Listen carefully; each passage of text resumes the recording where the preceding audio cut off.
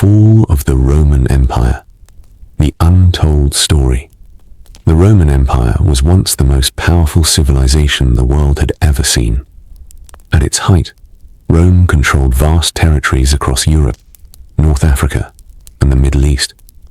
Its influence shaped law, politics, military strategy, architecture, and even the way modern civilizations are governed today. To many people living inside the empire, Rome seemed eternal. It felt unbreakable, like a structure too massive to ever fall. But history tells a very different story. Every empire, no matter how strong, carries the seeds of its own decline. And Rome was no exception. The story of the fall begins long before the final collapse. It begins quietly, almost invisibly, during a time when Rome still appeared powerful on the outside, but was already weakening within. Fall of the Western Roman Empire was not a single moment in history. It was the result of centuries of internal decay and external pressure, slowly pushing the empire beyond its limits. At the core of Rome's early problems was political instability. The throne of the emperor had become dangerously unstable. Emperors rose and fell with alarming speed. Some ruled for only months before being assassinated, overthrown, or betrayed by their own armies. Power was no longer secure. It was temporary, fragile, and constantly under threat. This constant rotation of leadership created deep uncertainty. No emperor had enough time to implement long-term reforms. Each new ruler inherited problems they did not create, and often made them worse in an attempt to survive politically. As political chaos grew, another issue quietly spread: the corruption of power. Influence in Rome was no longer earned through stability or governance. Instead, it was often bought, forced, or seized through military loyalty and political manipulation. The idea of Rome as a stable republic had long faded, replaced by a system where power depended on force and survival. At the same time, the Roman military, the very foundation of the empire, was changing. Once the Roman army was composed largely of Roman citizens who fought with a strong sense of duty to their state. But over time, the army increasingly relied on foreign recruits and mercenaries. These soldiers were often skilled, but their loyalty was not to Rome itself. It was to pay, survival, and personal gain. This shift slowly weakened the unity and discipline that had once made the Roman military unstoppable. Then came the economic crisis. Maintaining such a vast empire required enormous resources. Wars, administration, infrastructure, and political corruption drained the imperial treasury. To compensate, Rome increased taxes. But higher taxes led to economic strain among farmers, merchants, and common citizens. As production slowed and wealth concentrated in fewer hands, inequality grew dramatically. Large estates replaced small farms. Many citizens lost their livelihoods and migrated to cities already struggling with overcrowding and unemployment. The Roman currency also began to lose value. Over time, emperors reduced the silver content of coins to stretch resources further. This led to inflation and a growing loss of trust in the economy itself. When people lose faith in money, they begin to lose faith in the system that controls it. Meanwhile, pressure from outside the empire continued to increase. Germanic tribes from the north and east, such as the Goths, Vandals, and others, began pushing into Roman territories. At first, Rome had the strength to control or absorb these groups. But as internal stability weakened, the empire became increasingly unable to defend its borders effectively. The same Rome that once expanded effortlessly across continents was now struggling to protect its own frontiers. What makes this period so remarkable is not just that Rome was weakening, but that it did not fully realize it. From the outside, the empire still looked enormous and powerful. Cities were still active, armies still marched, and emperors still ruled. But beneath this surface, the structure was slowly collapsing. Rome was no longer falling in a dramatic explosion. It was fading, step by step, from within. And that is what makes its story so powerful. Because the greatest danger to Rome was never just its enemies. It was the slow breakdown of its own internal foundations. By the time Rome entered its deeper stages of decline, the empire was no longer defined only by its borders or armies. It was defined by something far more dangerous: its internal struggle for power. The Roman imperial system had always contained tension, but in its earlier centuries, that tension was controlled by tradition, structure, and fear of instability. Over time, however, those restraints weakened. What replaced them was a constant and brutal competition for the throne. Power in Rome had become something to be taken, not inherited peacefully or transferred smoothly. And once that idea took root, stability became almost impossible. One of the clearest examples of this instability can be seen during the reign of emperors like Commodus. His rule marked a turning point where leadership increasingly shifted away from disciplined governance and toward personal indulgence, political paranoia, and court corruption. As imperial authority weakened, the real power behind the throne began to shift. Emperors were no longer always in control of the empire. Instead, they often depended on the Praetorian Guard, military generals, and influential court officials who could decide who lived, who ruled, and who died. This transformation created a dangerous reality.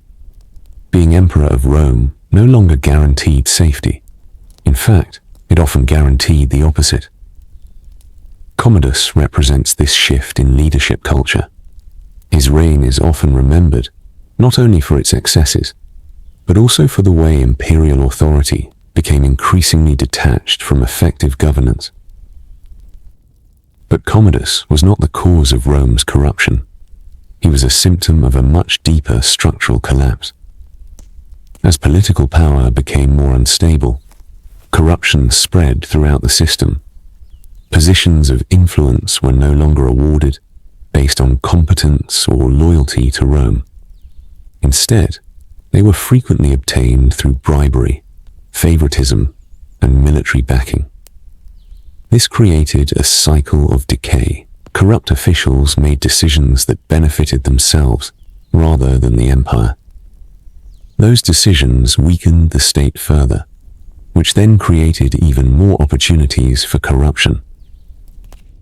At the same time, the military became deeply involved in politics. Roman legions, once the backbone of imperial expansion, increasingly turned into kingmakers. Generals with loyal troops could now challenge emperors directly. In some cases, they marched on Rome itself, demanding recognition or replacing rulers through force. This militarization of politics led to one of the most chaotic periods in Roman history, the rapid turnover of emperors. Some rulers governed for years, but many others ruled for only months before being overthrown or assassinated. Rome effectively entered an era where the imperial throne was no longer a symbol of stability. It was a prize in a continuous civil war.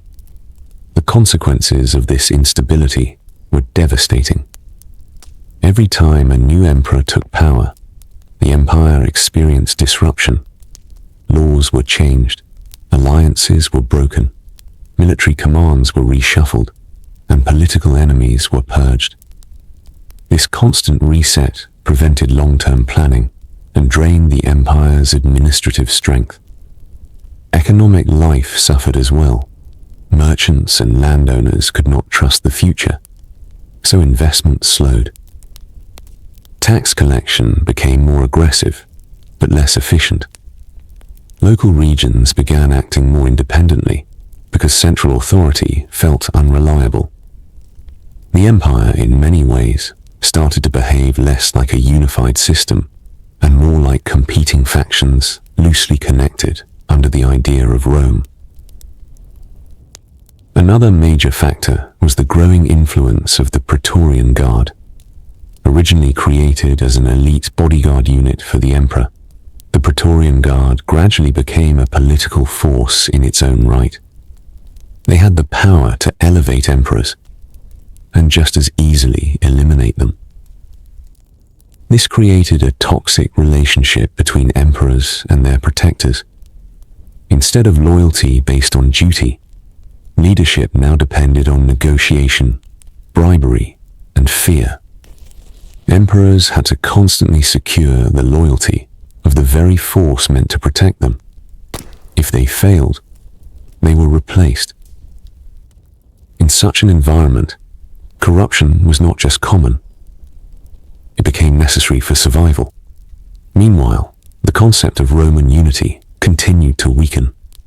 The empire was still vast, but it was increasingly divided between regions, military commands, and competing elites. Loyalty shifted away from Rome itself and toward local power structures. The idea of a single, stable Roman identity began to erode. And yet, from the outside, Rome still appeared powerful. Its cities still functioned. Its armies still marched. Its emperors still claimed authority over the known world. But inside, the system was breaking into pieces. The war for the throne was not just a political struggle. It was a symptom of a deeper transformation. Rome was no longer governed by stability. It was governed by competition, ambition, and survival. And as long as the throne remained unstable, the empire itself could never be stable. As Rome's political system became more unstable and corruption spread deeper into its institutions, another silent force began accelerating the empire's decline: its economy. Unlike wars or assassinations, economic collapse does not happen suddenly. It builds slowly, layer by layer, until the entire structure can no longer hold itself together. In Rome's case, that process unfolded over generations. At its peak, the Roman economy was one of the most complex systems in the ancient world. Trade routes stretched across continents, connecting Europe, Africa, and Asia. Cities thrived on commerce. Taxation supported massive infrastructure, and agricultural production fed millions. But this balance depended on stability, something Rome was rapidly losing. One of the earliest signs of economic breakdown was inflation, caused by the continuous debasement of currency. Roman emperors, struggling to fund wars, bureaucracy, and political survival, began reducing the silver content in coins. At first, the change was small and almost unnoticeable. But over time, it became extreme. Coins that once represented real value slowly turned into hollow symbols of trust. As the value of money declined, prices began to rise. Everyday goods became more expensive, while wages failed to keep pace. This created a growing gap between income and survival costs. People no longer trusted the currency they were paid in. At the same time, taxation increased dramatically. The state needed more revenue to maintain its armies and administration. But higher taxes placed immense pressure on farmers, merchants, and small landowners. Many farmers were forced to abandon their land because they could no longer afford to operate it. As a result, agricultural production declined in many regions. creating food shortages and further economic instability. Small independent farms gradually disappeared, replaced by large estates controlled by wealthy elites. This shift created a new social structure where land ownership became concentrated in fewer and fewer hands. The middle class, which had once been the backbone of Roman society, began to shrink. This economic inequality had deep social consequences. As rural populations lost their land, many migrated to cities in search of work and survival. But urban centers were not prepared for this influx. Jobs were limited, housing was overcrowded, and poverty increased. Cities that once symbolized Roman strength began to show signs of strain and decline. At the same time, trade networks became less reliable. Internal instability made long-distance commerce riskier, while increasing insecurity along borders disrupted traditional routes. Merchants faced higher costs, greater danger, and less predictable markets. The result was a slow contraction of economic activity across the empire. But perhaps the most damaging effect was psychological. For centuries, Roman citizens had believed in the stability of their system. Even during crises, there was an underlying expectation that Rome would recover, that order would return, and that the empire would endure. Now, that belief was fading. When people lose confidence in the future, they begin to act differently in the present. They invest less, produce less, and protect themselves rather than contribute to the system. In this way, economic collapse becomes self-reinforcing. Crisis of the 3rd century represents one of the most severe phases of this breakdown.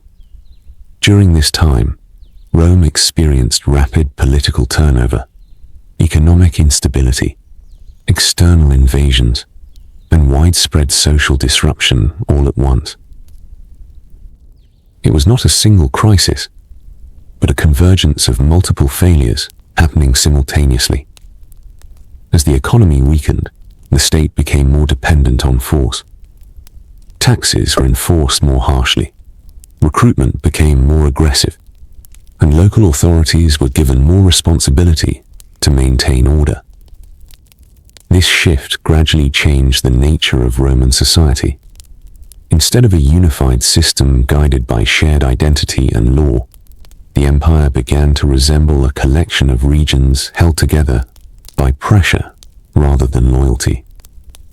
Local elites gained more power as central authority weakened. In many areas, people began to rely more on local protection than imperial governance. Rome was still the name of the empire, but its control was no longer uniform. Another major issue was the growing inequality between rich and poor. Wealthy landowners were often protected from taxation and political instability, while ordinary citizens carried the burden of economic survival. This imbalance created resentment and further weakened social cohesion. Over time, the idea of Roman citizenship, once a powerful symbol of unity and privilege, lost much of its meaning. The empire that once expanded through integration and shared identity was now dividing internally along economic and social lines. By the end of this phase, Rome was still functioning as a state, but its internal structure was deeply fragmented. Economically, socially, and politically, the empire was no longer moving in a single direction. It was slowly pulling apart from within. And as these internal pressures intensified, external threats continued to grow stronger, preparing the stage for the next phase of collapse. By the time Rome reached this stage of decline, the empire was already weakened from within. Political corruption had eroded trust in leadership. The economy was unstable, and society itself was becoming increasingly divided. But internal weakness alone does not explain the final collapse of Rome. What transformed a struggling empire into a falling one was pressure from the outside. Relentless, coordinated, and increasingly unstoppable. For centuries, Rome had controlled its borders with disciplined legions and fortified frontiers. The Rhine and Danube rivers served as natural defensive lines, and Roman armies had long been able to manage threats beyond them through military strength, diplomacy, or absorption into the empire. But this balance began to break. Various Germanic and Eurasian groups, often labeled collectively as barbarians by Roman writers, started to push deeper into Roman territory.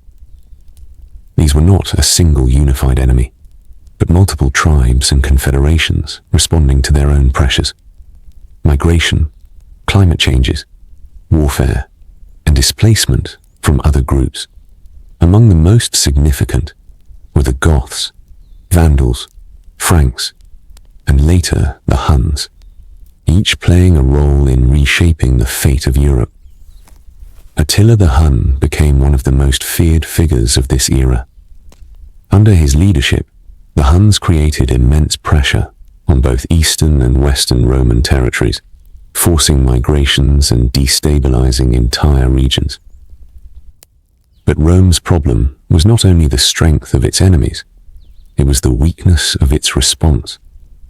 As internal instability grew, the Roman military became less effective at defending the borders.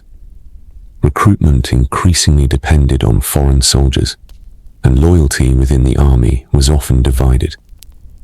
Some groups that once fought against Rome were now fighting for it, while others were settled within Roman territory as foederati, semi-independent allies who were supposed to defend the empire, but often pursued their own interests. This arrangement created a fragile system where Rome no longer fully controlled its own defense.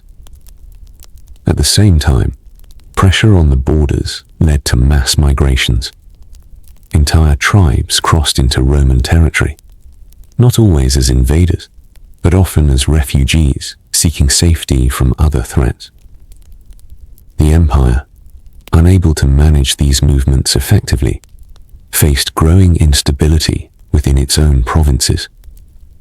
One of the most significant turning points came in 376 CE, when the Goths were allowed to cross the Danube into Roman territory.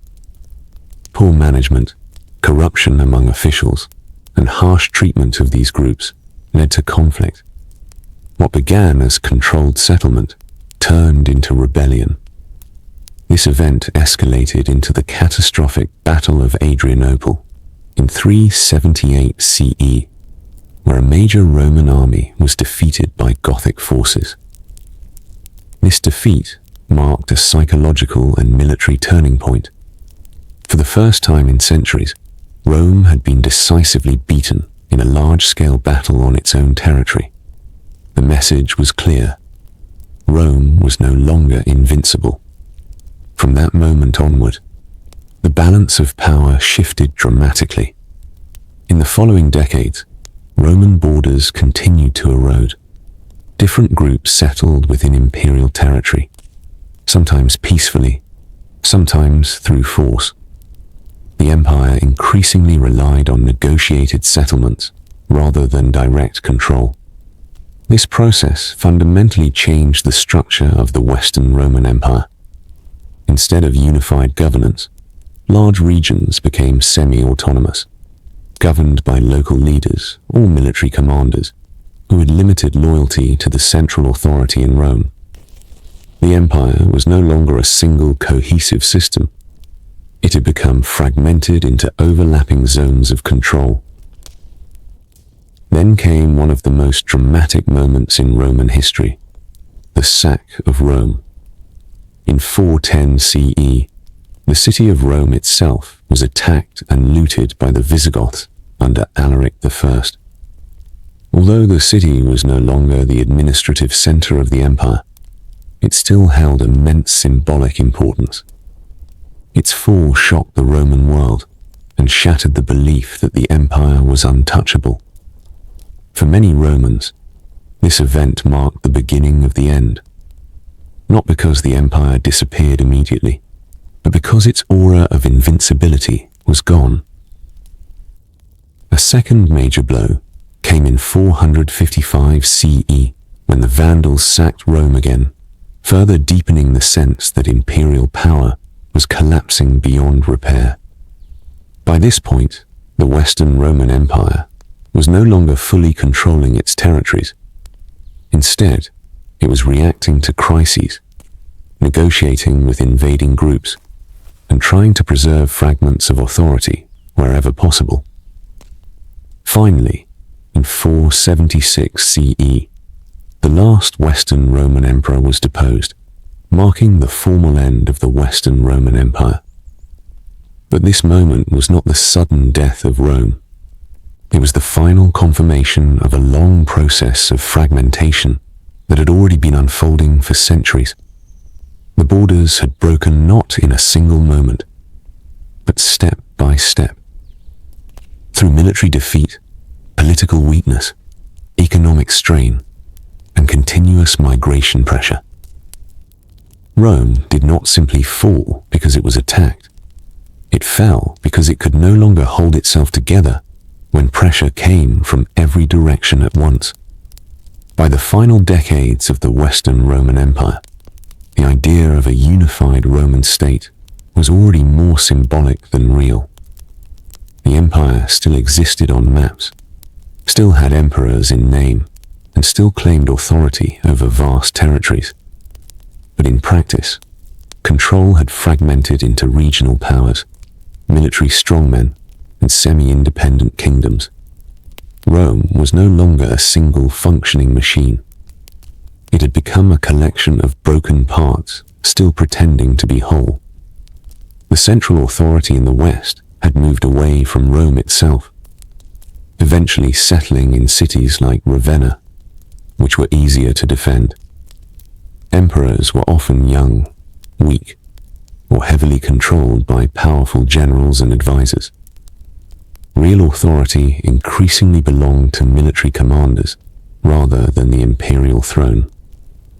At this stage, the title emperor had lost much of its meaning. It was still respected in theory, but in reality, it no longer guaranteed power. The Western Roman Empire was surviving on borrowed time, held together by diplomacy, temporary alliances, and constant negotiation with groups that were once considered enemies. Germanic kingdoms had now established themselves within former Roman territories. Instead of being fully expelled, they were often recognized as rulers of regions in exchange for nominal loyalty or military cooperation. This arrangement gave the illusion of control, but in reality, it marked the transition from empire to fragmentation. The Roman state was no longer expanding, no longer stable, and no longer fully sovereign over its own lands. One of the final stages of this collapse was the growing dominance of military leaders who controlled puppet emperors. The emperor became a figurehead, while generals decided policy, defense, and even succession. This internal imbalance made the system extremely fragile. Once military support shifted, emperors could be removed almost instantly. The final Western emperor is traditionally identified as Romulus Augustulus. His reign symbolizes the end of imperial authority in the West, not because he was especially powerful or important, but because he represented how far the institution had declined.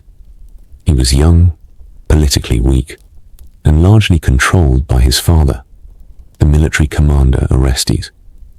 But even Orestes could not maintain control for long. Germanic foederati troops, who had been settled within Roman territory and promised land in exchange for service, demanded more rights and territory than the Roman administration was willing or able to grant. When these demands were denied, they acted decisively. Under the leadership of Odoacer, these troops revolted. The Western Roman military structure collapsed almost without resistance.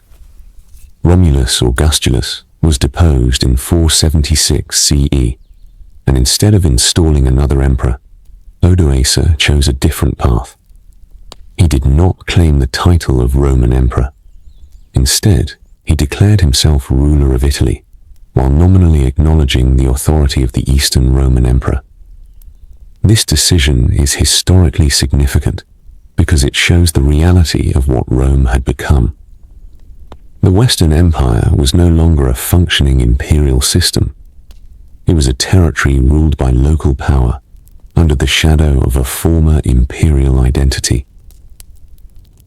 The deposition of Romulus Augustulus did not involve a dramatic destruction of Rome. There was no single catastrophic battle that ended the empire. Instead, it was a quiet administrative collapse, the final step in a long process of fragmentation. Fall of the Western Roman Empire is therefore best understood not as the fall of Rome itself, but as the end of its Western political structure. Interestingly, the Eastern Roman Empire did not fall at this time. Instead, it continued for nearly another 1,000 years, evolving into what modern historians often refer to as the Byzantine Empire. This continuation demonstrates an important truth. Rome did not disappear overnight. It transformed, adapted, and survived in different forms. But in the West, the imperial system as it had once been known was gone. What remained was a patchwork of successor kingdoms, many of which still used Roman law, Roman administration, and Roman cultural identity, but no longer answered to a central Roman emperor. The Western Roman Empire did not end because it was destroyed in a single moment. It ended because its foundations had been eroded so deeply that when the final crisis came, there was nothing left strong enough to hold it together. Power had shifted away from institutions to individuals. Loyalty had shifted away from Rome to local rulers. Stability had been replaced by negotiation and survival. And once that transformation was complete, the title of Roman Emperor of the West became unnecessary. Rome had not been conquered in the traditional sense.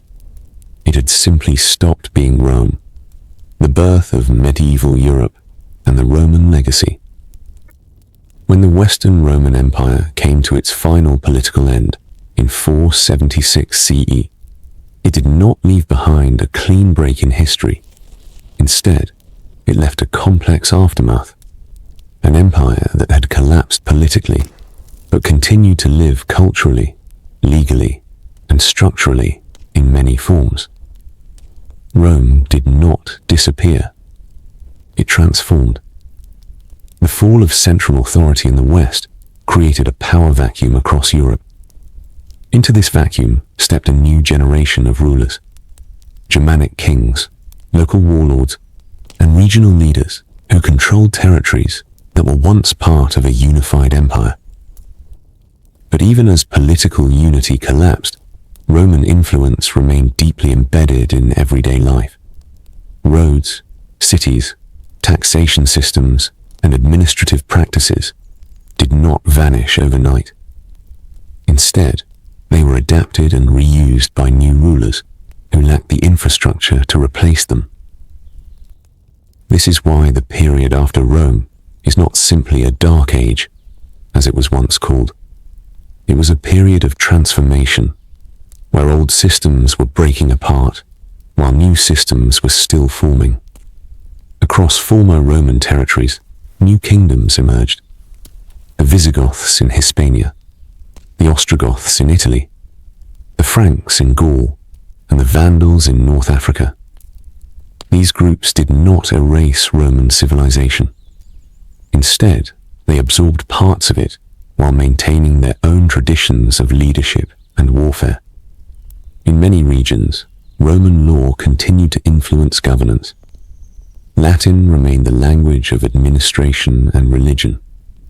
Even where Roman political authority had ended, Roman identity persisted in altered forms. One of the most important forces preserving Roman legacy during this transition was the Christian Church. As imperial structures weakened, the Church became one of the most stable and organized institutions in Europe. It inherited administrative methods, communication networks, and moral authority that had once been associated with the empire. Over time, the Church became a unifying force in a fragmented continent. It provided continuity where political systems had collapsed, and it preserved much of Roman intellectual and cultural heritage through monasteries and written records. This period marked the beginning of what historians now call the early medieval world. Fall of the Western Roman Empire did not erase Rome's influence. Instead, it redistributed it across multiple emerging kingdoms and institutions. In the former Roman West, power was now local rather than centralized. Kings ruled smaller territories, often relying on personal loyalty rather than large bureaucratic systems. This was a major shift from the highly structured Roman administrative model. However, many of these new rulers actively sought legitimacy by connecting themselves to Roman heritage. Some adopted Roman titles, others used Roman legal traditions, and many governed cities that still identified strongly with their Roman past. This blending of Roman systems with Germanic leadership created the foundation of medieval European politics. At the same time, trade patterns changed significantly. While long-distance imperial trade networks weakened, regional trade became more important. Cities declined in some areas, but remained active in others, especially where Roman infrastructure was still functional. The Mediterranean world also became more politically divided, as different kingdoms controlled different coastal regions. This fragmentation reduced the unified economic power that Rome once held, but it also allowed for the rise of more localized economic systems. Meanwhile, in the East, the Roman Empire continued to exist as a strong, centralized state. Known today as the Byzantine Empire, it preserved Roman law, administration, and imperial identity while adapting to new cultural and political realities. This Eastern continuation played a crucial role in preserving Roman heritage for centuries. In the West, however, the absence of a central authority led to gradual changes in social structure. Land ownership became the primary source of power.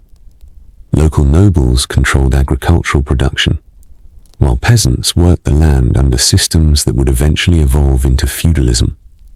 This shift marked a fundamental transformation in European society, from imperial governance to decentralized hierarchy. Despite these changes, Roman influence remained everywhere. Latin evolved into new languages such as French, Spanish, Italian, and Portuguese.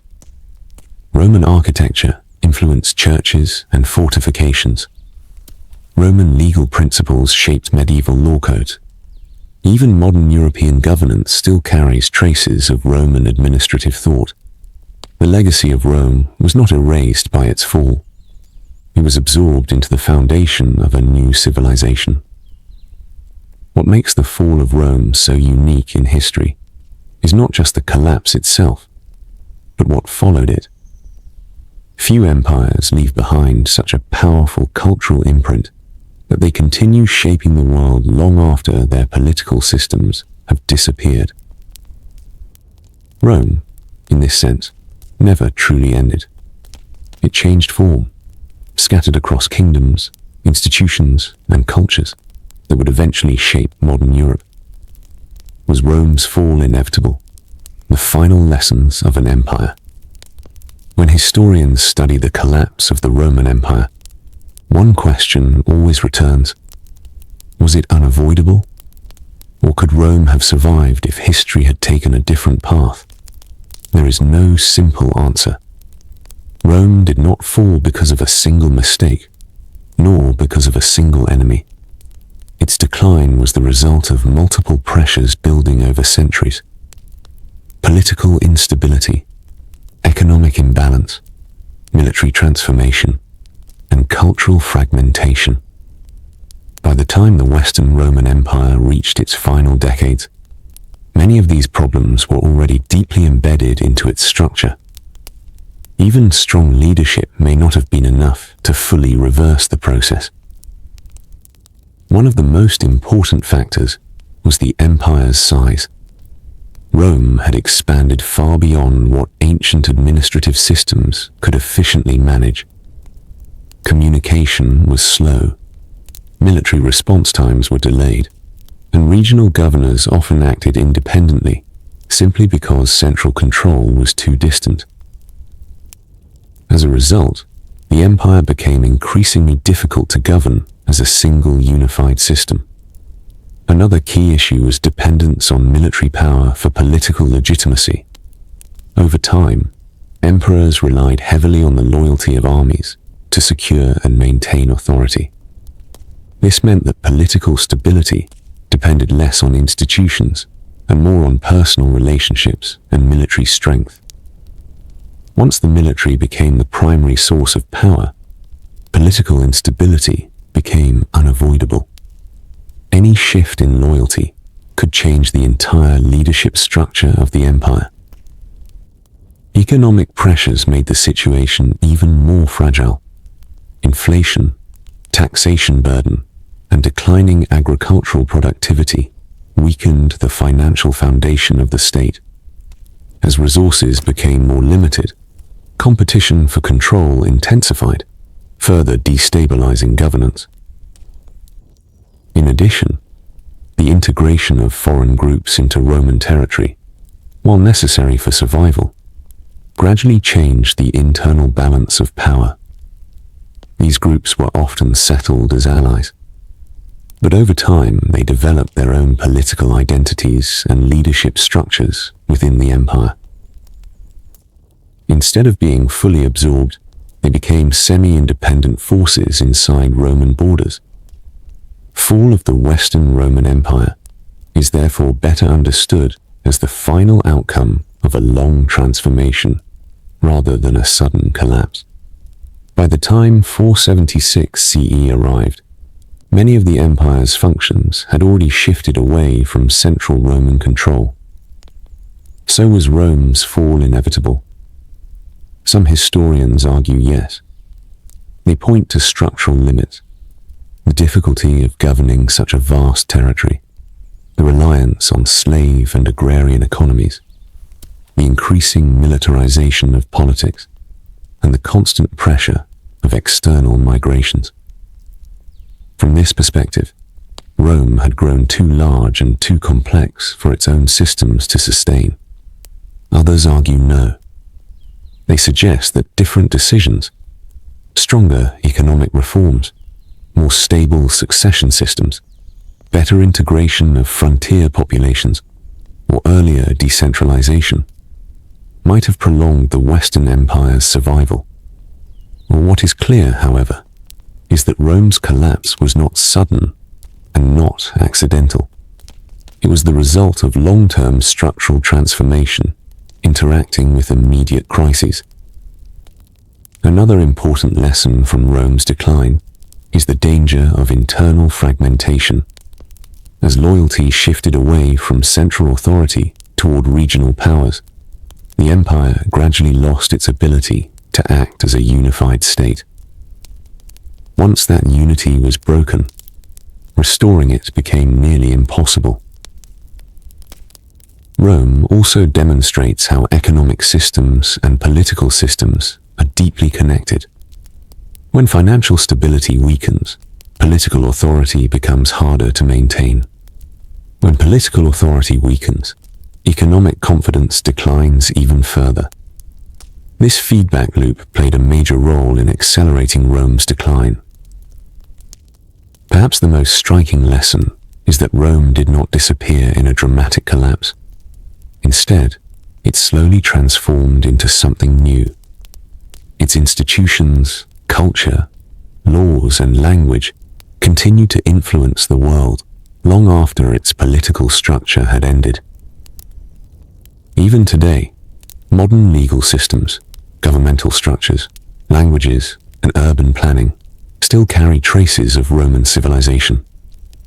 In that sense, Rome's story is not only about fall, it is also about continuity. The Western Roman Empire ended in 476 CE, but Roman influence did not end. It evolved, spread, and became part of the foundation of future civilizations. The Eastern Roman Empire. Why Byzantium survived for 1,000 more years. When the Western Roman Empire finally collapsed in 476 CE, many assumed that Rome itself had ended. But that assumption was only partially true. While the West fractured into smaller kingdoms, the Eastern Roman Empire continued to exist. Strong, organized, and remarkably resilient. This eastern half of the empire is what modern historians often call the Byzantine Empire, but its citizens never stopped calling themselves Romans. In reality, Rome did not die in 476 CE. It split, and one half survived. The survival of the East was not accidental. It was the result of geography, administration, economy, and strategic adaptation that allowed it to withstand the same pressures that destroyed the West. One of the most important advantages of the Eastern Roman Empire was its geographic position. Centered around Constantinople, the eastern capital was protected by natural barriers, water on 3 sides, and heavily fortified land defenses. This made large-scale invasions significantly more difficult compared to the exposed western provinces. Constantinople became one of the most secure and strategically important cities in the medieval world. Its location between Europe and Asia allowed it to control trade routes and accumulate immense wealth. Unlike the West, the Eastern Empire also maintained a stronger economic base. Major cities such as Constantinople, Antioch, and Alexandria remained vibrant centers of trade, taxation, and production.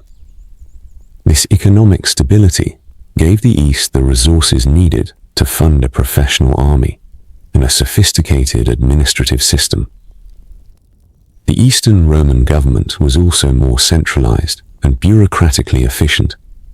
Emperors in the East maintained tighter control over officials and military commanders, reducing the level of political fragmentation that had plagued the Western Empire.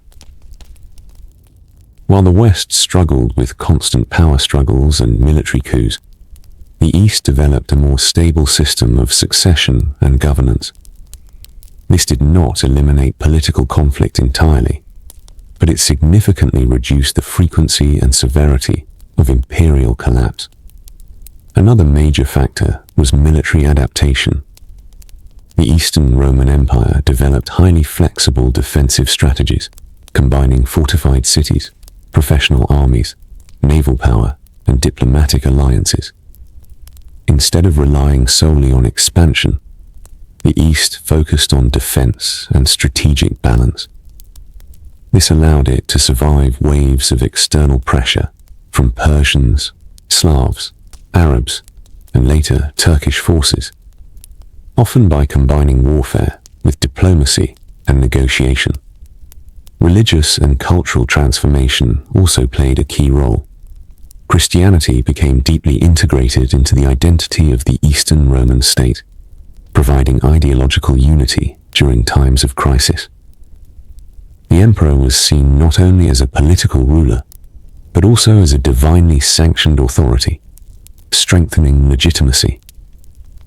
At the same time, Roman law remained the backbone of governance. The codification of legal systems helped preserve administrative continuity and maintain order across diverse populations. Economically, the Eastern Empire benefited from its control of major trade routes between Europe and Asia. Silk, spices, gold, and luxury goods flowed through its cities, enriching the imperial treasury and supporting urban development. While the Western Empire fragmented into localized kingdoms, the East remained a connected and functional state with strong urban centers and reliable revenue systems. However, survival did not mean stability. The Eastern Roman Empire faced continuous threats throughout its existence. Wars with the Sassanid Persians drained resources. Later, the rise of Islamic caliphates dramatically reshaped the political landscape of the Middle East and North Africa, reducing Byzantine territorial control. Yet despite these challenges, the Eastern Empire adapted repeatedly, often recovering from near collapse through reform and strategic resilience. This ability to adapt is one of the key reasons why the Eastern Roman Empire lasted nearly 1,000 years after the fall of the West. Fall of the Western Roman Empire marked not the end of Rome, but the beginning of its long Eastern continuation. The Eastern Empire preserved Roman identity, law, and governance, while transforming culturally into a distinct medieval civilization. It became a bridge between the ancient world and the medieval era, carrying Roman traditions into a new historical age. Ultimately, the survival of Byzantium shows that Rome did not simply collapse under pressure. It evolved differently in different regions. Where the West fragmented, the East consolidated. Where the West weakened politically, the East strengthened institutionally. The story of Rome, therefore, is not only about collapse, but about divergence. Two halves of the same empire, taking radically different paths. Even after the Western Roman Empire collapsed in 476 CE, the Eastern Roman Empire continued its long survival, carrying the Roman legacy through centuries of war, reform, and transformation. But survival does not mean permanence. Over time, even the strongest empires face limits they cannot overcome. The final chapter of Rome's story unfolded in the East, in what historians call Byzantium, though its people still identified themselves as Romans. By the late medieval period, the Eastern Roman Empire had been reduced dramatically from its former imperial size. Centuries of conflict with Persian empires, Islamic caliphates, crusader states, and emerging Turkish powers had steadily eroded its territories. Despite these losses, Constantinople remained a powerful symbol of Roman continuity. Its walls, administration, and imperial traditions still reflected the ancient world that had once ruled the Mediterranean. But the empire that once controlled 3 continents was now a shadow of its former self. One of the most significant challenges came from the rise of new powers in Anatolia. Among them, the Ottoman Turks gradually expanded their influence, capturing surrounding regions and isolating Constantinople from much of its remaining territory. The Eastern Roman Empire, weakened economically and militarily, struggled to respond effectively. Its resources had diminished, its population had declined, and its political influence had narrowed. By this stage, the empire survived more through diplomacy and defensive fortifications than through expansion or dominance. Constantinople remained the heart of the empire, but it was increasingly surrounded by hostile territories. Still, its legendary defensive walls made it one of the most heavily fortified cities in the world, giving it a reputation of being nearly impossible to conquer. However, even the strongest walls cannot hold forever without sufficient support. The final siege came in 1453, led by the forces of the rising Ottoman Empire under Sultan Mehmed II. This event marked the culmination of centuries of gradual pressure, technological change, and shifting regional power. The Ottomans brought with them new military technologies, including powerful artillery capable of breaching ancient defensive structures that had protected the city for over 1,000 years. After a prolonged siege, Constantinople finally fell. The city that had once been the capital of the Roman world was captured, and its last emperor, Constantine XI Palaiologos, disappeared in the final defense of the city. This moment is traditionally marked as the end of the Eastern Roman Empire. Fall of Constantinople is widely considered the symbolic end of the Roman Empire as a continuous political entity that had lasted for over 1,000 years in its eastern form.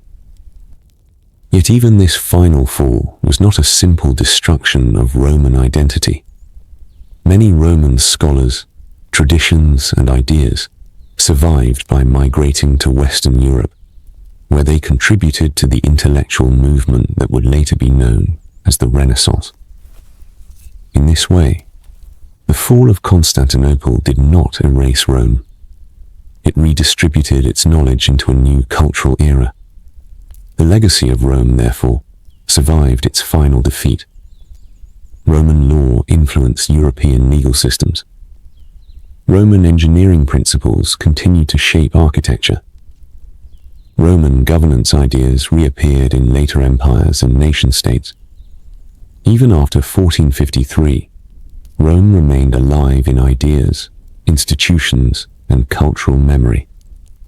The true end of Rome was not a single moment, but a long process of transformation that stretched from ancient imperial dominance to medieval survival, and finally to cultural inheritance. The Eastern Roman Empire lasted far longer than its Western counterpart, proving that Rome's story was not simply about collapse, but about endurance under changing conditions. And when Constantinople finally fell, it did not erase Rome's history. It closed its final chapter as a living empire, while opening its legacy to the modern world. What Rome teaches us about the rise and fall of civilizations. The story of Rome is not just the story of one empire. It is the story of how power rises, stabilizes, expands, and eventually transforms under pressure. From its humble beginnings as a small city-state to its dominance over the Mediterranean world, and finally to its fragmentation and survival in the East, Rome represents one of the longest and most influential political journeys in human history. When we look back at the full timeline, one truth becomes clear. Rome did not fall because of a single event. It changed because everything that once made it strong eventually became strained under its own weight. At its peak, Rome was defined by discipline, unity, and expansion. Its military system was unmatched. Its legal framework was advanced. And its ability to integrate diverse cultures allowed it to grow into a vast empire. But the same size and complexity that gave Rome its strength also created long-term vulnerabilities. Over time, administrative control became harder to maintain. Communication slowed across vast distances. Regional leaders gained more autonomy, and the central authority gradually became dependent on military loyalty rather than institutional stability. Political instability became a recurring pattern. Emperors rose and fell rapidly, often chosen not by long-term planning, but by immediate power struggles. This weakened continuity and made long-term reform nearly impossible. Economically, Rome struggled to maintain balance under constant military and administrative pressure. Inflation, taxation burdens, and declining productivity weakened trust in the system. As confidence declined, so did participation, investment, and unity.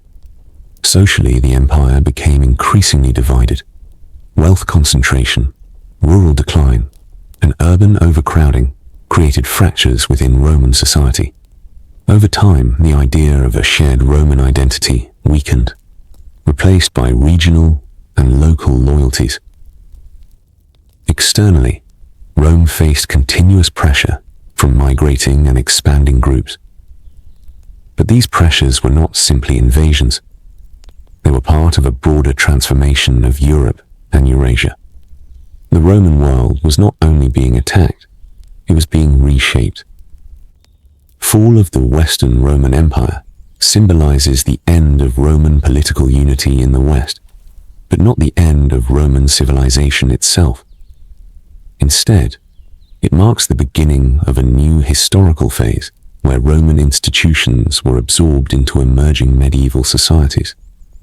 In the East, Rome survived far longer, adapting to new political, religious, and military realities. Its endurance demonstrates that collapse is not always absolute. Sometimes, civilizations survive by transforming rather than expanding. Fall of Constantinople represents the final political end of the Roman imperial system. But even this moment did not erase Rome's influence.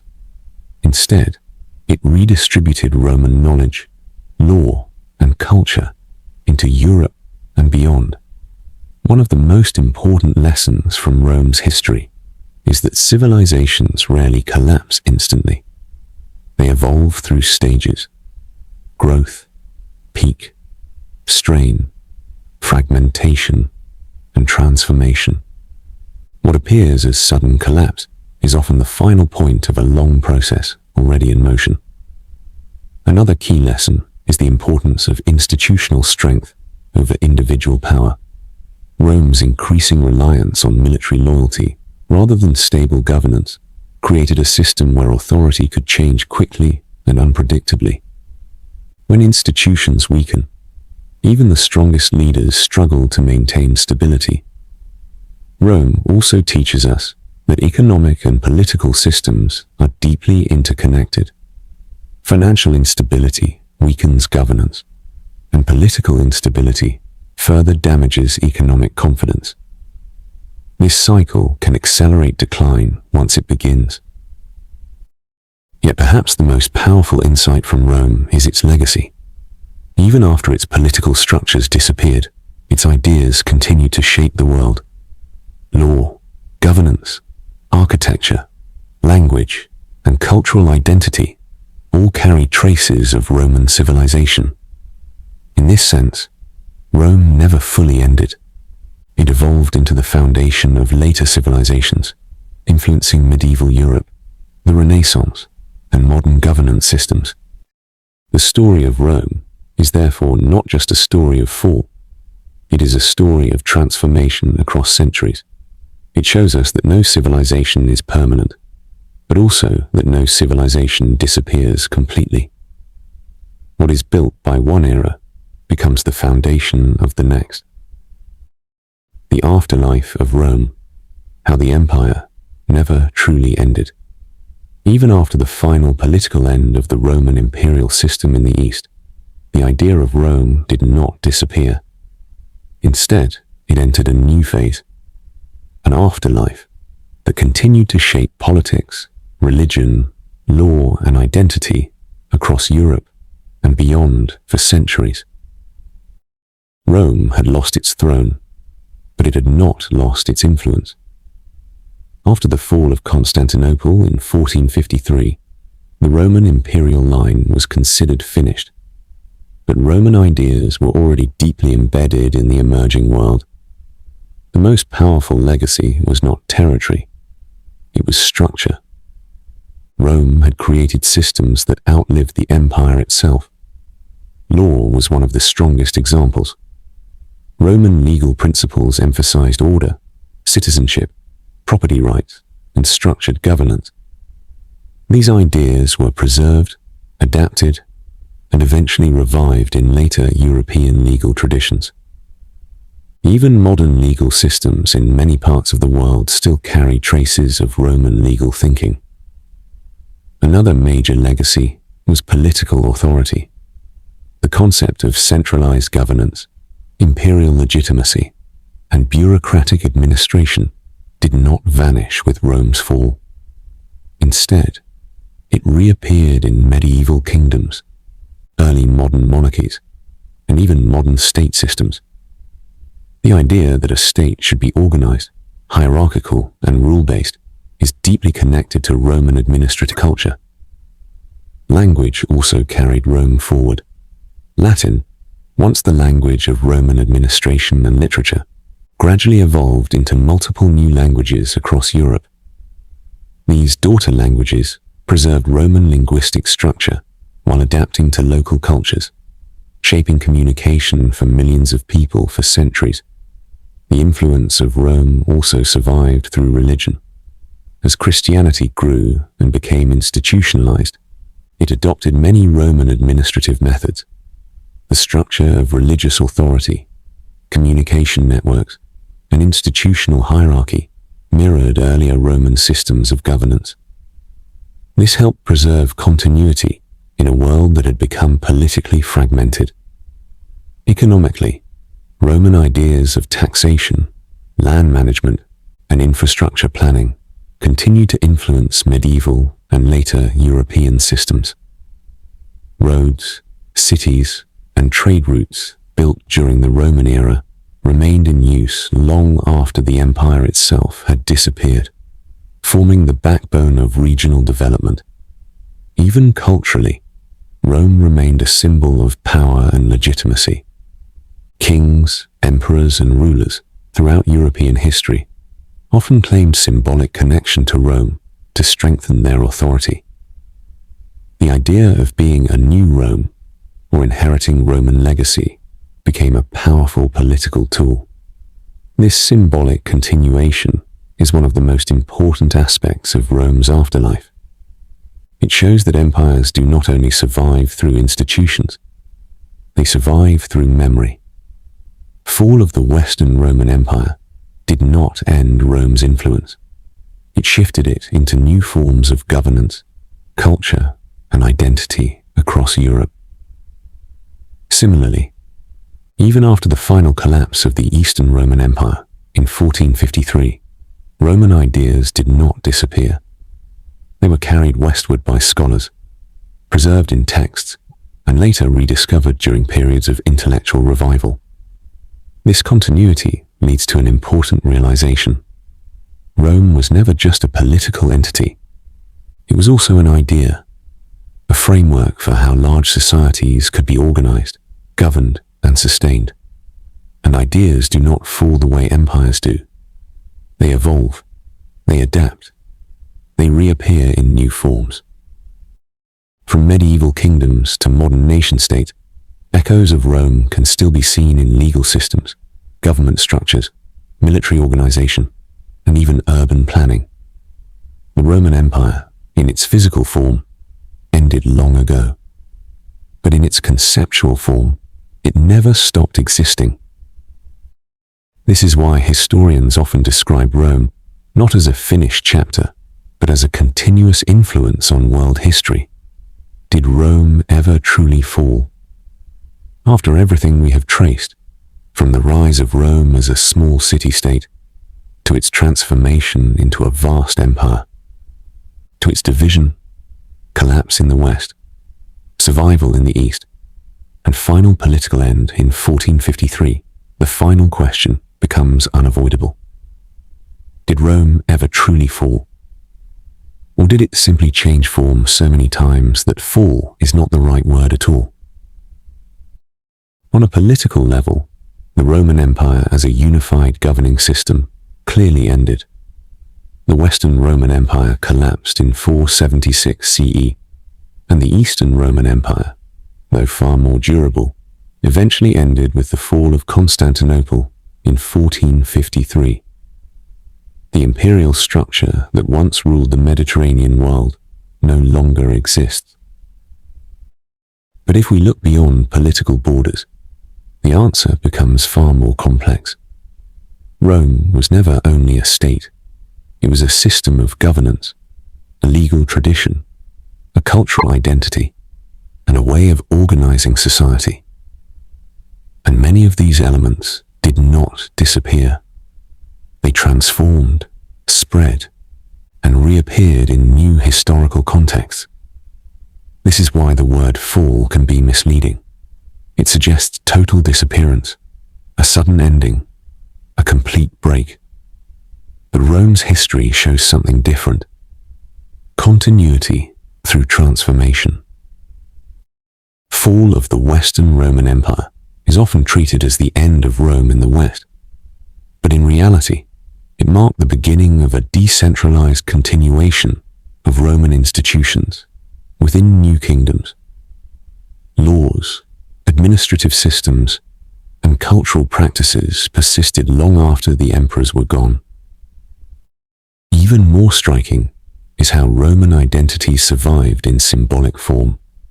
Rulers across medieval Europe continued to invoke Roman authority to legitimize their power. The idea of Rome became less about geography and more about prestige, order, and legitimacy. In the East, the continuation lasted even longer. The Eastern Roman Empire preserved Roman law, governance, and imperial tradition for nearly 1,000 years after the fall of the West. Its citizens still called themselves Romans, and its rulers still saw themselves as Roman emperors. Even when Constantinople fell in 1453, the legacy did not vanish. Instead, it was absorbed into emerging global changes, influencing both Eastern and Western intellectual traditions. Fall of Constantinople marked the end of the Roman imperial line, but not the end of Roman influence. Scholars, texts, and ideas moved across regions, contributing to new intellectual and political developments that would shape the modern world. This leads to one of the most important insights in history. Civilizations do not simply disappear. They fragment, adapt, and continue through institutions that inherit their structure. Rome is one of the clearest examples of this process. Its legal systems became the foundation of many modern legal traditions. Its ideas of citizenship, governance, and administration influenced the development of European states. Its architectural and engineering principles remain visible in cities around the world. Even its language shaped the evolution of entire language families. So if Rome did not fully disappear, what does it mean to say it fell? Perhaps the fall of Rome is not an event, but a transition point. A moment when a centralized empire became a distributed legacy. From this perspective, Rome never truly ended. It stopped being an empire in the traditional sense, but it continued as a set of ideas embedded in later civilizations. The story of Rome challenges the way we think about rise and fall in history. It suggests that collapse is not always destruction. Sometimes it is transformation. Sometimes it is redistribution. Sometimes it is the beginning of something new that carries the memory of what came before. And that may be the final truth of Rome. Not that it fell, but that it changed, and in changing, became permanent in a different form.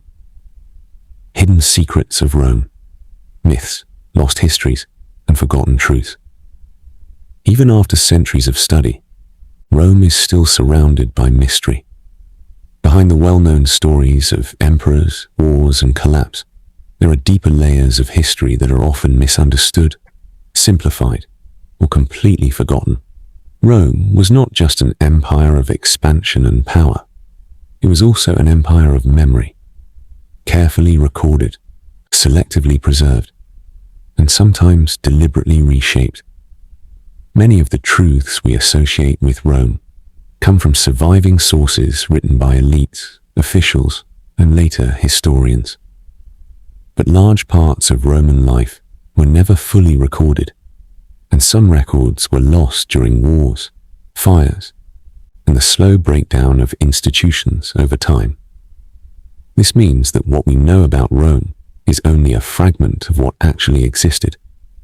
One of the most common misconceptions is that Rome collapsed suddenly in a dramatic fall. In reality, as we have already seen, the process was gradual and uneven.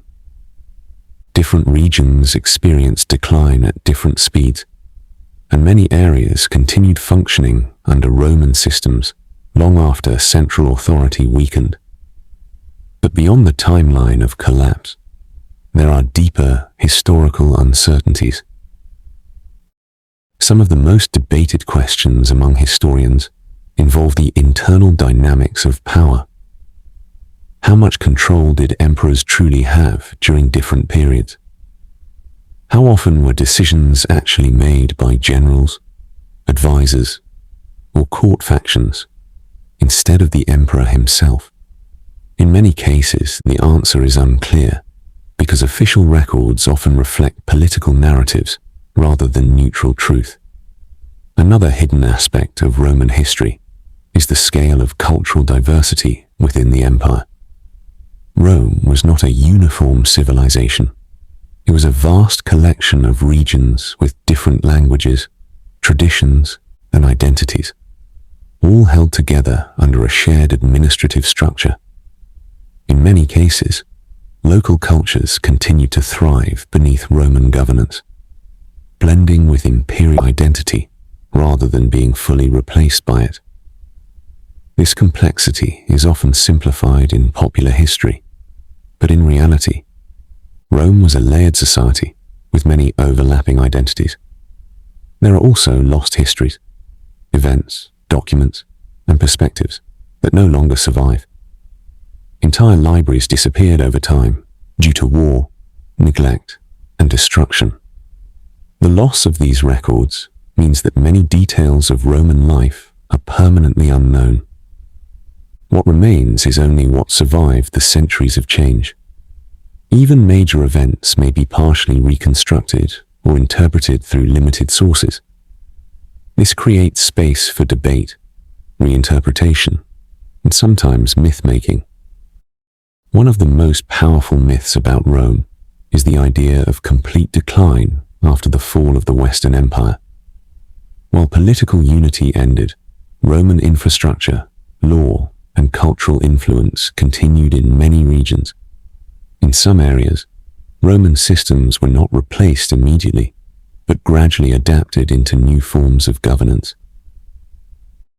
Another layer of forgotten history involves the everyday lives of ordinary people. Much of Roman history focuses on emperors, generals, and major political events. But the majority of people lived far from these centers of power. Farmers, artisans, merchants, soldiers, and slaves formed the backbone of Roman society. Yet their experiences are often only partially visible in historical records. Their lives shape the empire as much as the decisions of rulers, but their stories are far less preserved. Fall of the Western Roman Empire is often treated as the defining endpoint of Roman history in the West. But even this event is better understood as a symbolic marker rather than a total historical break. Many Roman traditions continued in different forms across Europe long after this date. There are also myths surrounding the idea of barbarian invasions. While conflicts did occur, modern historical research suggests a more complex picture involving migration, alliance, integration, and shifting political identities rather than simple destruction of Roman civilization by external enemies. In many cases, these groups became part of the Roman world before the empire itself dissolved. Perhaps the most important hidden truth about Rome is that it was constantly changing. There was no single true Rome that remained unchanged for centuries. Instead, Rome evolved through monarchy, republic, empire, division, and transformation. Each phase created a different version of Roman identity. This means that even during its so-called decline, Rome was still adapting, still evolving, and still influencing the world around it. The more we study Rome, the more we realize that its history is not a simple narrative of rise and fall. It is a complex network of overlapping realities: political, cultural, economic, and symbolic. And many of those realities remain partially hidden, waiting to be interpreted differently by each generation. Inside the Roman war machine, discipline, strategy, and hidden power. If there is one reason Rome was able to dominate the ancient world for so long, it was not just its politics or its economy. It was its military system. The Roman army was not simply a fighting force. It was a highly organized machine built on discipline, structure, engineering, and adaptability. For centuries, this system allowed Rome to defeat larger armies, absorb foreign threats, and expand across continents. But what made it truly powerful was not just strength, it was consistency. Unlike many ancient armies that depended heavily on individual kings or temporary alliances, the Roman military was institutional. It continued operating regardless of who was in power, which gave Rome a level of stability in warfare that few civilizations could match. At the core of this system was discipline. Roman soldiers were trained to follow strict formations, obey commands without hesitation, and maintain unity even under extreme pressure. This discipline often allowed Roman legions to outperform enemies who were numerically superior but less organized. Another key strength was engineering. Roman armies did not just fight battles. They built roads, bridges, forts, and siege equipment wherever they went. This allowed them to move faster, supply themselves more efficiently, and maintain long-term campaigns far from home territory. The Roman approach to warfare was also highly strategic. Instead of relying solely on brute force, they used planning, intelligence gathering, and psychological pressure. Roman commanders often studied enemy behavior, exploited weaknesses, and used terrain to their advantage. Over time, the army became one of the most professional institutions in the ancient world. Soldiers served for long periods, developed deep experience, and formed strong unit identities within their legions. However, the same system that made Rome strong also carried hidden vulnerabilities. As the empire expanded, maintaining such a large military became increasingly expensive. The cost of paying soldiers, supplying distant frontiers, and defending long borders placed enormous strain on imperial finances. This pressure gradually changed the structure of the army itself. Recruitment increasingly included non-Roman and later semi-integrated groups from outside the traditional Roman citizen base. While many of these soldiers were highly capable, the shift slowly altered the cultural unity of the military. Instead of a single, cohesive identity, the army began to reflect the diversity and divisions of the empire itself. This transformation did not immediately weaken Rome, but over time it changed the nature of loyalty within the military system. Generals gained significant influence because armies were often personally loyal to their commanders rather than to the state. This created a dangerous dynamic where military power could be used as a political tool. We have already seen how this contributed to instability in leadership, but it also had deeper effects on the empire's structure. When military units become politically influential, the boundary between defense and power begins to blur. Despite these challenges, Roman military innovation remained strong for centuries. The empire continuously adapted its tactics, weapons, and defensive strategies to meet new threats. Fortified borders, mobile field armies, and coordinated regional defense systems all evolved in response to changing conditions. But even the strongest system has limits. As external pressures increased and internal unity weakened, the Roman military found itself stretched across too many fronts. The same system that once enabled expansion now struggled simply to maintain stability. Fall of the Western Roman Empire did not happen because the Roman army suddenly became weak. It happened because the system supporting the army, political unity, economic strength, and administrative coordination, was no longer functioning at the same level. In the end, the Roman war machine was not defeated in a single battle. It was gradually worn down by constant demands, shifting loyalties, and structural strain. And yet, its legacy endured. Many later military systems across Europe drew inspiration from Roman organization, discipline, and engineering principles. Even long after the empire's fall, the Roman model of warfare continued to influence how armies were built and commanded. The Roman military was not just a tool of conquest.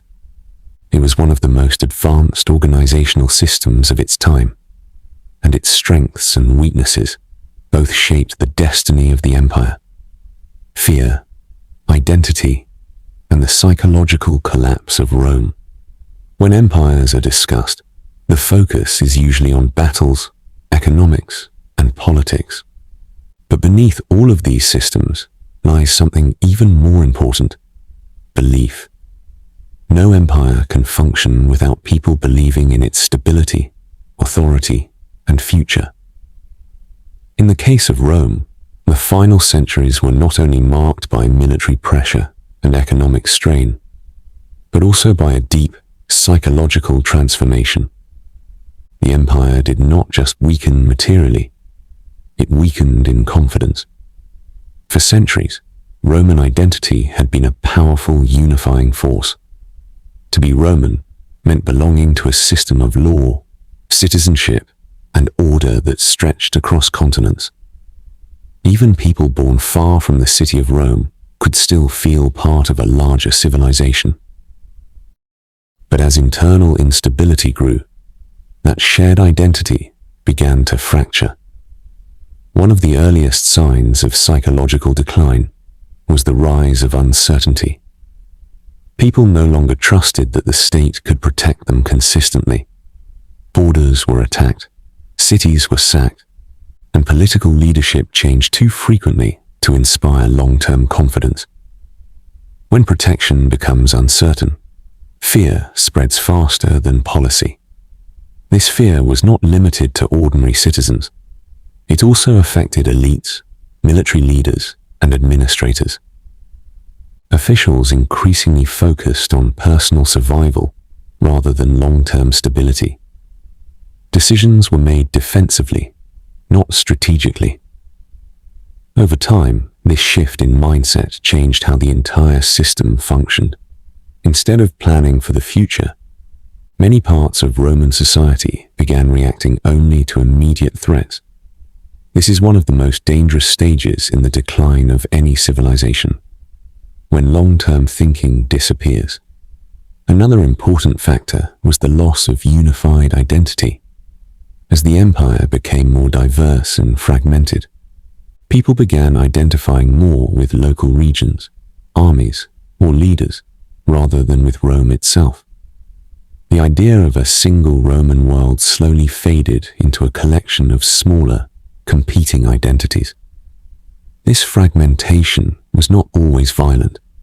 In many cases, it was gradual and natural, but its effect was profound. Once people no longer feel emotionally connected to a central system, that system becomes increasingly difficult to maintain. Fear also played a major role in political behavior. As instability increased, rumors, conspiracies, and distrust became common. Leadership was often viewed with suspicion, and power struggles were expected rather than shocking. This normalization of instability made collapse less visible while it was happening. Instead of one dramatic breakdown, Rome experienced a slow acceptance of disorder. In such conditions, even strong reforms struggled to reverse the trend because the psychological foundation of trust had already weakened. At the same time, external threats reinforced internal fear. Invasions and migrations were not only military events, they were also psychological shocks. Each new wave of pressure reinforced the belief that the empire was no longer invincible. Once that belief was broken, the symbolic power of Rome diminished significantly. The fall of the Western Roman Empire represents not only a political transition, but also the final stage of this psychological transformation. By the time the last emperor was deposed, the idea of Rome as an unshakable force had already faded in the minds of many. It is important to understand that civilizations do not collapse only when they are defeated. They collapse when people stop believing in their continuity. In Rome's case, fear replaced confidence, fragmentation replaced unity, and short-term survival replaced long-term vision. Yet even in this psychological decline, Rome's identity did not disappear completely. It transformed into memory, tradition, and cultural influence that continued long after the empire's political structure was gone. The Roman story therefore shows that psychology is as important as power. Empires are not held together only by armies and laws. They are held together by belief. And when that belief changes, everything else begins to follow. How religion reshaped the Roman world. As Rome entered its later centuries, one of the most powerful forces shaping its transformation was not military, economic, or political. It was spiritual. Religion, especially the rise of Christianity, gradually changed the identity of the empire from within and influenced how authority, unity, and survival were understood. In the early Roman Empire, religious life was deeply connected to tradition and civic identity. The state supported a wide range of gods and rituals, and religious practice was closely tied to loyalty toward Rome itself. Religion was not separate from politics. It was part of the structure that held society together. But this balance began to shift with the spread of Christianity. At first, Christianity existed as a minority faith, often facing suspicion or persecution. Its message of spiritual equality and devotion to a single God stood apart from traditional Roman religious systems, which were pluralistic and closely tied to state authority. Over time, however, Christianity continued to grow, spreading across cities, trade routes, and social networks within the empire. It appealed to many different groups, including the poor, urban populations, and eventually even members of the elite. The turning point came when Christianity moved from being a persecuted faith to an accepted and eventually dominant religion within the empire. This transformation fundamentally changed the relationship between religion and state. Instead of being one system among many, Christianity gradually became central to imperial identity. This shift had deep consequences for Roman society. Religious authority began to operate alongside political authority, and in some cases, even influence it. Bishops and church leaders became important figures in cities, offering guidance, stability, and structure during times of political uncertainty. As imperial power weakened in certain regions, the church often remained one of the few stable institutions capable of providing continuity. In many ways, Christianity helped preserve elements of Roman order during periods of fragmentation. It maintained communication networks, recorded information, and provided moral frameworks that helped structure daily life. However, this transformation also meant that Roman identity itself was changing.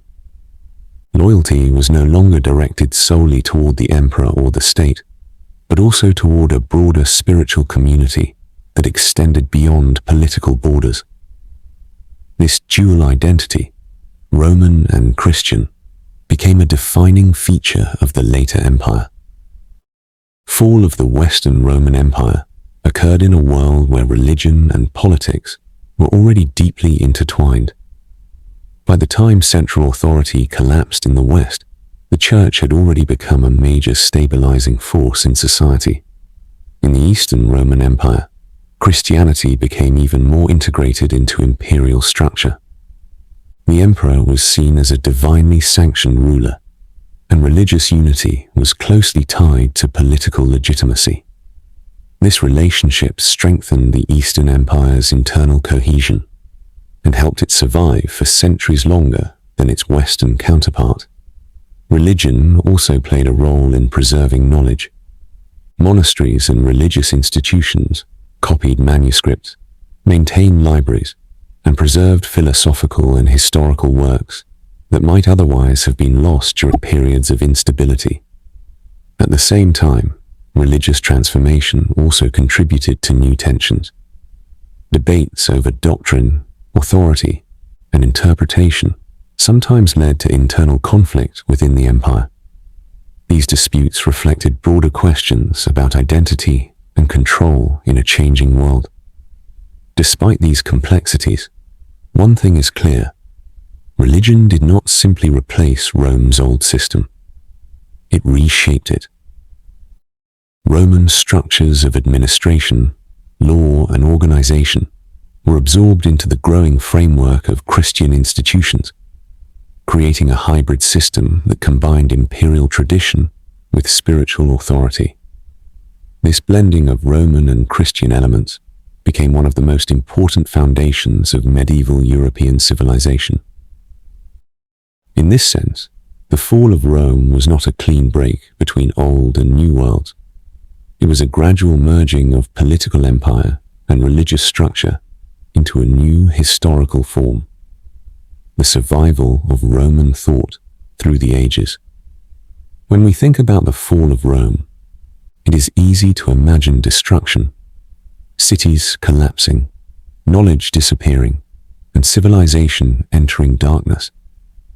But the reality is far more complex. While political structures changed, Roman culture and intellectual traditions did not vanish. They evolved, adapted, and continued to shape the world for centuries. Rome was not only a military and political power, it was also a civilization of ideas, law, philosophy, engineering, literature, and governance. And these ideas proved far more durable than the empire itself. Even after the Western Roman Empire collapsed, many aspects of Roman intellectual life continued in different forms. Latin, the language of administration and scholarship, remained the primary medium of education, law, and religious writing across Europe for centuries. It became the foundation of academic and legal communication in the medieval world. Roman literature also survived through careful preservation. Works by philosophers, historians, and poets were copied and transmitted by scholars, particularly within religious institutions. Without these efforts, much of what we know about ancient Rome would have been lost. Monasteries played a crucial role in this preservation. In times of political instability, they became centers of learning, where manuscripts were copied by hand and knowledge was carefully maintained.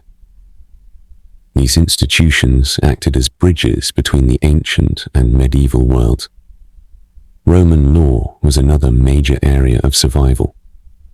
Even after the empire's political collapse in the West, legal principles rooted in Roman tradition continued to influence local governance and judicial systems. Concepts such as citizenship, property rights, contracts, and legal procedure remained central to European societies. This continuity demonstrates that Rome's influence was not limited to its borders or its emperors. It was embedded in systems of thought that outlived the empire itself. Art and architecture also carried Roman influence forward. Roman techniques of construction, use of arches, and urban planning principles were adapted by later civilizations. Even in new political environments, Roman structural ideas continued to shape how cities were built and organized. In many ways, medieval Europe did not start from scratch. It inherited a foundation built by Rome and modified it according to new cultural and religious contexts. Fall of the Western Roman Empire did not mark the end of Roman intellectual life. Instead, it marked a transition in how that knowledge was preserved and transmitted. In the Eastern Roman Empire, often referred to as Byzantium, intellectual traditions remained closely tied to Roman identity. Greek and Roman learning were combined, and scholars continued to produce works in philosophy, theology, history, and science. This Eastern continuity ensured that classical knowledge remained active well into the medieval period. As centuries passed, Roman knowledge eventually re-entered Western Europe in waves, especially during periods of renewed interest in classical learning. These rediscoveries played a major role in shaping intellectual movements that would later transform Europe. One of the most important aspects of Rome's intellectual legacy is its adaptability. Roman thought was never static. It absorbed influences from conquered regions, integrated new ideas, and evolved across different phases of the empire. This flexibility allowed Roman knowledge to survive, even when political unity was lost. Another key point is that Roman culture was not limited to elite circles. While much of the surviving material comes from educated writers, Roman ideas also influenced everyday life, urban organization, trade practices, education systems, and civic identity. Even in fragmented post-imperial Europe, Roman ways of thinking about law, order, and governance remained deeply embedded in society. Over time, these intellectual traditions became part of the foundation of modern Western civilization. Concepts such as structured governance, legal systems, and civic organization all carry echoes of Roman thought. In this sense, Rome's intellectual legacy is not a relic of the past. It is a living influence that continues to shape how societies organize themselves today. The idea of empire, how Rome shaped future civilizations. When the Roman Empire ceased to exist as a unified political structure, it did not take the concept of empire with it. In fact, one of Rome's most enduring legacies is not its territory or its military power, but the very idea of empire itself. Rome created a model of governance that combined centralized authority, legal structure, military organization, and cultural integration. This model became so influential that later civilizations continued to imitate it long after Rome had fallen. The Roman concept of empire was not only about conquest, it was about organization, how to manage vast territories, diverse populations, and complex economies under a single system of authority. This framework became a blueprint for later rulers who sought to control large regions. Even after the fall of the Western Roman Empire, many successor kingdoms adopted Roman symbols, administrative methods, and legal traditions to strengthen their legitimacy. Rulers understood that associating themselves with Rome's legacy provided political authority and cultural prestige. In this way, Rome continued to exist as an idea of power and order. Over time, the concept of empire evolved, but its Roman foundation remained visible. Medieval kings and later emperors often presented themselves as inheritors of Roman authority. This was not just symbolic. It reflected a belief that Rome represented the highest form of political organization. Fall of the Western Roman Empire marked the end of Rome as a unified state, but it also marked the beginning of its transformation into a universal model of governance that could be adapted by different cultures and political systems. In the Eastern Roman Empire, imperial identity continued without interruption. The state still called itself Roman, and its rulers still saw themselves as Roman emperors. This continuity preserved the imperial concept in its original form for centuries, even as its cultural expression evolved. As centuries passed, the Roman idea of empire influenced the formation of new political structures in Europe. The notion that a ruler could govern multiple peoples under a unified legal and administrative system became a recurring theme in European history. This influence extended beyond Europe as well. Different civilizations developed their own versions of imperial governance, often reflecting similar principles of central authority, law, and territorial organization. Rome's model also shaped the idea of legitimacy. In Roman tradition, authority was not only based on force, but also on law, tradition, and institutional continuity. Later empires adopted similar justifications for their rule, blending military power with legal and cultural frameworks. Another important aspect of Rome's legacy was its ability to integrate diversity. The empire managed vast populations with different languages, cultures, and traditions by incorporating them into a shared administrative system. This approach became a reference point for later multi-ethnic states. Even modern political systems reflect elements of this Roman structure.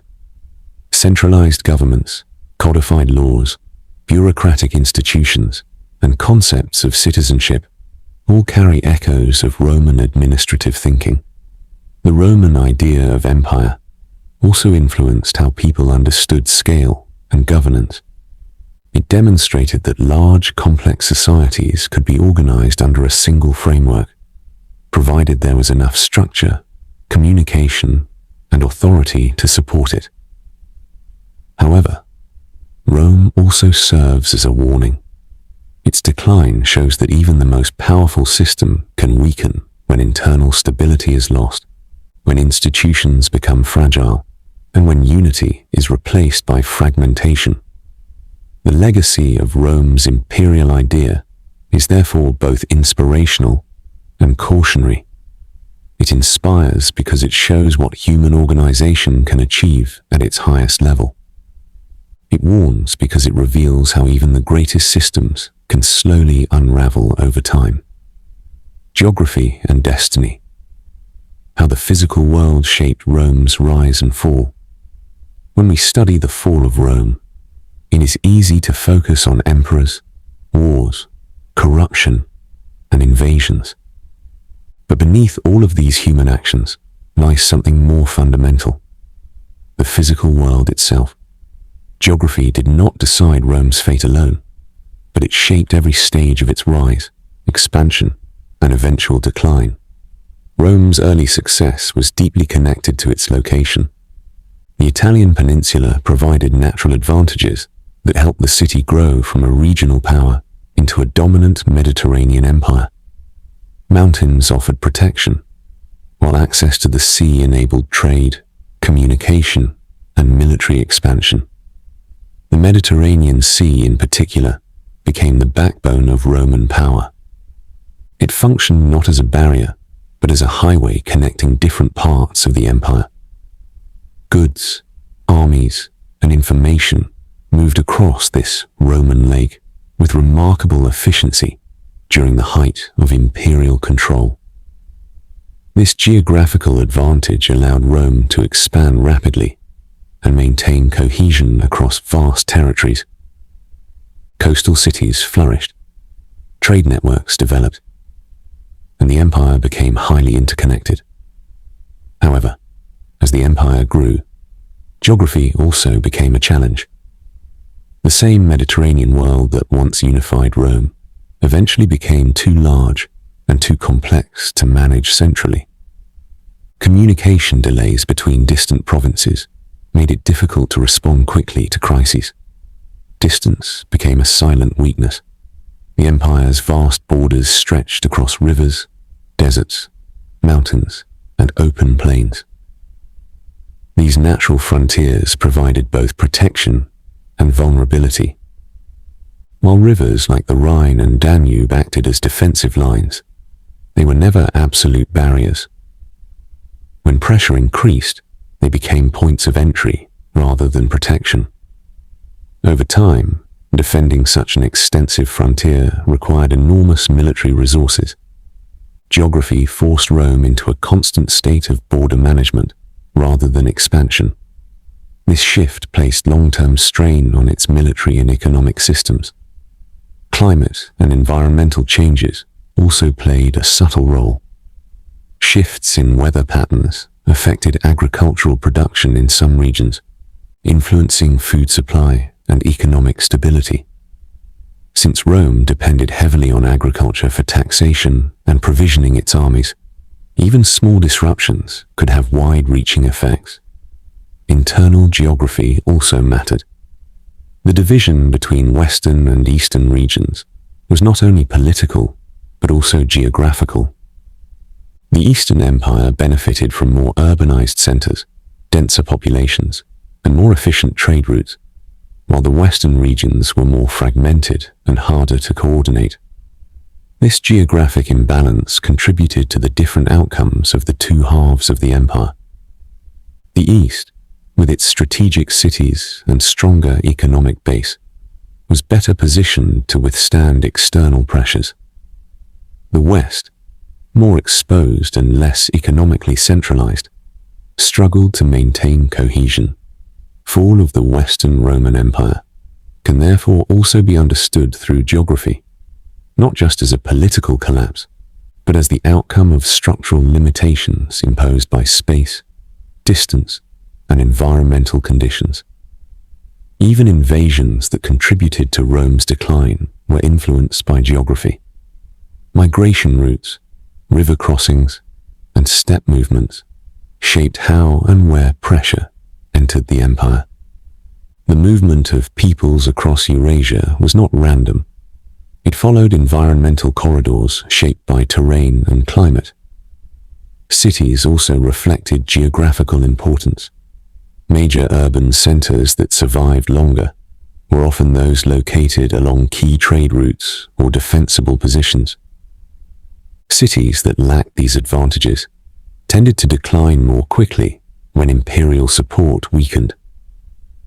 In this sense, Rome's fate was not only written in its institutions, but also in its landscape. Geography did not cause Rome's fall directly, but it defined the conditions under which the empire operated. It determined where Rome could expand, how it could defend itself, and how efficiently it could respond to internal and external pressures. The Roman Empire was, in many ways, a civilization built on geography, but also constrained by it.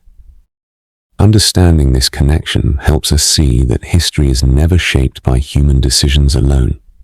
It is also shaped by the physical environment in which those decisions are made. The complete story of Rome's rise and fall. After tracing Rome through its rise, expansion, transformation, fragmentation, and final political end, we arrive at the final synthesis. The complete picture of what actually happened to one of history's greatest civilizations. Rome's story is not a single narrative of glory, followed by collapse. It is a layered process, where multiple forces interacted over centuries, each one shaping the next until the original system could no longer remain intact. At its foundation, Rome rose through a combination of geography, military discipline, and institutional organization. Its location in the Mediterranean allowed it to connect diverse regions, while its early political and military structures gave it the ability to expand efficiently and maintain control over conquered territories. But expansion always comes with complexity. As Rome grew, it absorbed different cultures, economies, and populations. This diversity became both a strength and a long-term challenge. Managing such a vast and varied empire required constant coordination, strong leadership, and stable institutions. Over time, these institutions began to weaken under pressure. Political instability became a recurring pattern. Leadership changes became frequent, and power increasingly depended on military support rather than institutional continuity. This shift reduced long-term planning and increased short-term survival strategies within the political system. Economic strain followed. Maintaining a vast empire required enormous resources. Inflation, taxation pressure, and declining productivity weakened financial stability. As economic confidence declined, so did social cohesion and trust in the system. Military structure also evolved under pressure. The Roman army, once a unified and disciplined institution, gradually became more dependent on regional forces and non-traditional recruits. While still powerful, it became more politically involved and less uniformly loyal. At the same time, external pressures increased. Migration, invasions, and border instability forced the empire into continuous defensive operations. Instead of expanding, Rome increasingly focused on survival and containment. These factors did not operate separately. They reinforced each other. Political instability weakened economic policy. Economic weakness reduced military effectiveness.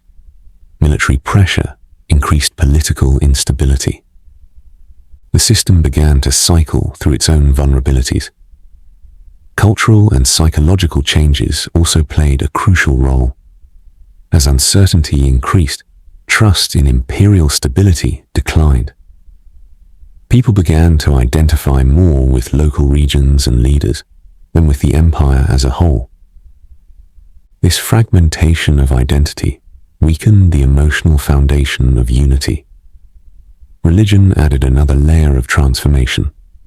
Christianity reshaped the ideological structure of the empire, eventually becoming a central institution that preserved continuity in some regions while redefining authority in others. Geography also influenced outcomes. The vast size of the empire, combined with environmental and regional differences, made centralized control increasingly difficult.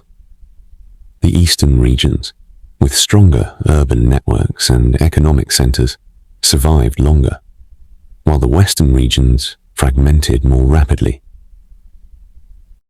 Fall of the Western Roman Empire represents the moment when these long-term pressures finally reached a point where central authority in the West could no longer function as a unified system.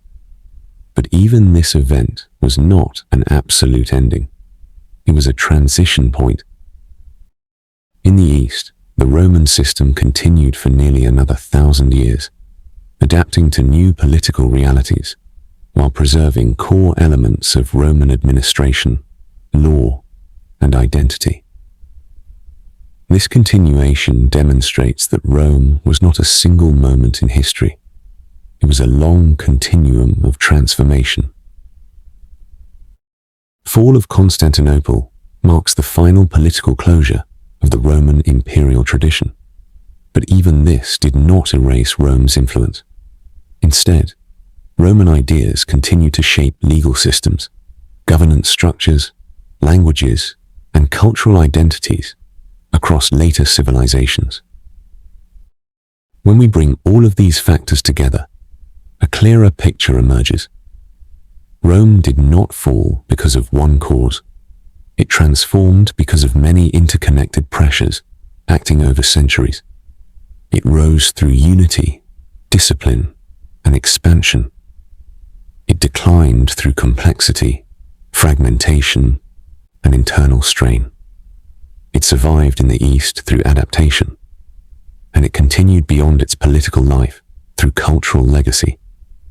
The most important lesson from Rome's entire journey is that civilizations are not static structures. They are dynamic systems. They evolve, they adapt, and eventually they change form under pressure. Rome's fall, therefore, is not the story of disappearance. It is the story of transformation across time, where an empire becomes a legacy, a system becomes an idea, and a political structure becomes a foundation for future worlds. And in that sense, the story of Rome is not only about the past, it is also a reflection of how all civilizations exist, always rising, always changing, and always shaped by forces larger than any single moment in history. Every story of rise and fall eventually reaches an ending. But Rome is different. Its ending is not a single point in time, but a long echo that stretches across centuries, civilizations, and ideas. When the Western Roman Empire disappeared in 476 CE, it looked like the end of an age. When Constantinople fell in 1453, it looked like the final closing of a 1,000-year continuation. But even after these moments, Rome did not fully leave history. Instead, it dissolved into something broader. Rome became memory. Rome became structure. Rome became influence. What made Rome unique was not only its power, but its ability to embed itself so deeply into systems of law, governance, language, and identity that even its disappearance could not erase it. In many ways, Rome stopped being an empire long before it stopped existing. Its political body fractured, but its intellectual and administrative skeleton remained alive in new civilizations. The idea of law-based governance, the concept of citizenship, the structure of bureaucracy, and the model of centralized authority continued to shape societies long after the emperors were gone. Fall of the Western Roman Empire represents a historical boundary, but not a civilizational one. It marks the end of one political system, not the end of Roman influence. Across Europe and beyond, Roman ideas were absorbed into kingdoms, empires, and institutions that came after it. These systems did not simply imitate Rome.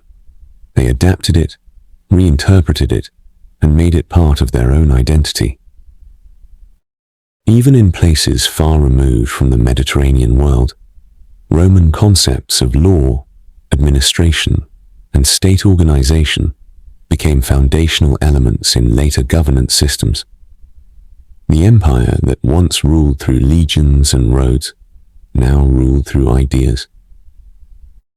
The Eastern Roman Empire extended this legacy for centuries, preserving imperial continuity while evolving into a distinct medieval civilization. When it finally ended in 1453, it did not erase Rome.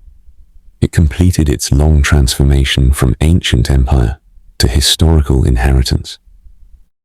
Fall of Constantinople is often described as the final end of Rome.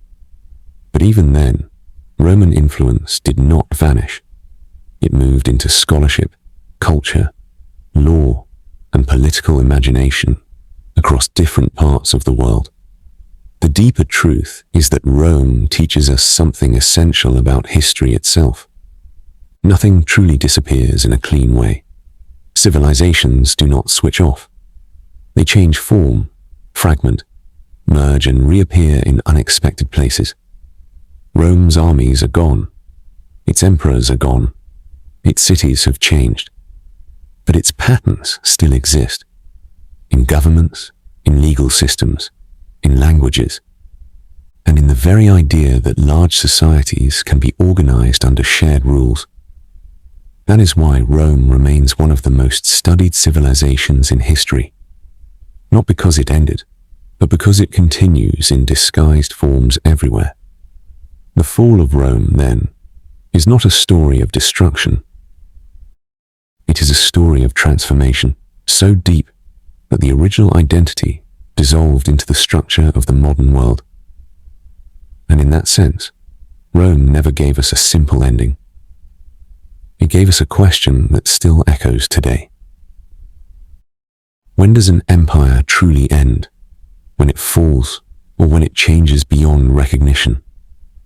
And perhaps the answer is not found in history alone, but in the way we still live inside the shadows of Rome's legacy, without even realizing it. This is the final truth of Rome. It did not end. It became everything that came after it.